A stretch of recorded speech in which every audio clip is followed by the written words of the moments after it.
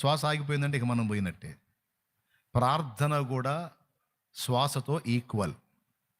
ప్రార్థన ఆగిపోయిన నాడు నువ్వు అవుట్, నీ ద్వారా సేవ్ అవుతున్న అనేక జీవితాలు అవుట్. నీలో ప్రార్థనా జీవం కోల్పోయిన నాడు, నువ్వు ప్రార్థించటం ఆపిన నాడు నువ్వు అవుట్. నీ ద్వారా ఎక్కడెక్కడెక్కడెక్కడెక్కడో సేవ్ అవుతున్న వ్యక్తులు కూడా అవుట్. గుర్తుపెట్టుకొని ప్రార్థన యందు పట్టుదల కలిగి ఉండాలి. ఆ పట్టును విచ్ఛిన్నం చేయడానికి వాడు కుట్రలు చేస్తాడు. అందులో మొట్టమొదటి కుట్ర శారీరక బలహీనతలు. శారీరక బలహీనతలు అంటే ఏంటో తెలుసా? అప్పటిదాకా నీకు హెల్తీగానే ఉంటుంది, ప్రార్థనలో కూర్చుందాం, దేవునితో గడుపుదామని నువ్వు ఎప్పుడైతే తలపోస్తావో నీ శరీరం నీ కోఆపరేట్ చేయదు. అది బలహీనతలకు గురవుతూ ఉంటుంది. అది తల నుంచి కాలి వరకు ఏ విధంగానైనా సరే నీకు ఆ శోధన ఎదురుగావచ్చు. ఎందుకంటే నువ్వు ప్రార్థించి దేవునికి చెప్పాల్సిన ఆ 4 మాటలు చెప్పి నువ్వు పక్కకు వస్తావు, అవేమో బాంబుల్లా పనిచేస్తాయి. అందుకని ఆ 4 మాటలు నీ నోట రాకుండా చేయటానికి నిన్ను బలహీనతల చేత మొత్తటానికి ట్రై చేస్తాడు శత్రువు. దాన్ని గుర్తుపట్టాలి. ఒకవేళ సడన్గా నువ్వు బెడ్ మీద పడిపోయే పరిస్థితి వచ్చిందనుకో, ఆ బెడ్ మీద ఉండైనా సరే నువ్వు అప్పచెప్పాల్సిన మాటలు 4 దేవునికి అప్పచెప్పాలి.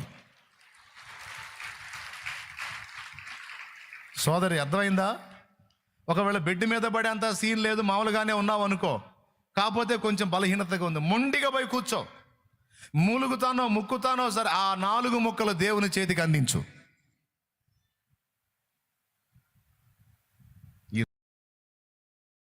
ఈరోజు బాగలేనట్టు ఉందిగా, ఈరోజు ప్రార్థన చెప్పితే కాసేపు పండుకోవచ్చు అంటే, అమ్మ ఆయనకు అప్పచెప్పాల్సిన 4 ముక్కలు అప్పచెప్పకపోతే ఆయన పని ఆగిద్ది.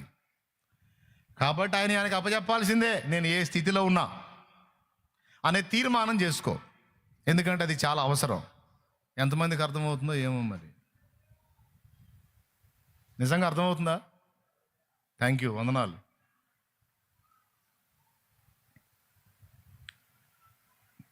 మానసికంగా అలా సిద్ధపడిపోయి ఉండు. ఏ స్థితిలో ఉన్నా సరే నేను అనుదినము మానక చేసే విజ్ఞాపనలన్నీ కూడా అలాగనే చేయాల్సిందే. ప్రతిరోజు నీ పర్సనల్ విషయాలు ఏవైనా కొన్ని ఉంటే నువ్వు కొన్నిసార్లు అడిగినప్పుడు దేవుడు నిశ్చయత ఇస్తాడు. నీకు చెప్పావు కదా చేస్తా, నీకు వదిలేసేదాన్ని, వదిలేసే. ఆ నిశ్చయత నీకు వస్తే, కొన్ని అంతే చేశాను నేను. కొన్ని విషయాల కోసం అలా అడిగాను, దేవుడు నిశ్చయత ఇచ్చాడు, వదిలేశాను. తర్వాత దేవుడు జవాబు ఇచ్చాడు, అవి స్వతంత్రించుకున్నాను ఇప్పుడు. కానీ కొన్ని మానక చేయాల్సినవి ఉన్నాయి. ఇప్పుడు నా కోసం ఒకరోజు అడిగి నువ్వు వదిలేస్తావా? వదిలేస్తే నాకు అయింది,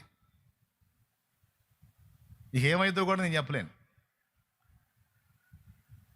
ఇది రోజు నేను ఉన్నంత వరకు, నువ్వు ఉన్నంత వరకు అడగాల్సిందే. నీ దాసుడు ప్రభువా అని చేతులు ఎత్తాల్సిందే. సాతాను చేసే త్రివిధ దాడి, 3 విధములైన దాడుల్లో నుంచి అది నన్ను కాపాడింది నీ ప్రార్థన. మీకోసం నేను చేసేటువంటి ప్రార్థన ఆ 3 విధములైన దాడి నుంచి నిన్ను కాపాడి మళ్ళా నువ్వు దేవుని సన్నిధిలో కనబడేటట్టు చేసిద్ది. అందుకే మీ నిమిత్తం నేను, నా నిమిత్తం మీరు తప్పనిసరిగా ప్రార్థించాలి.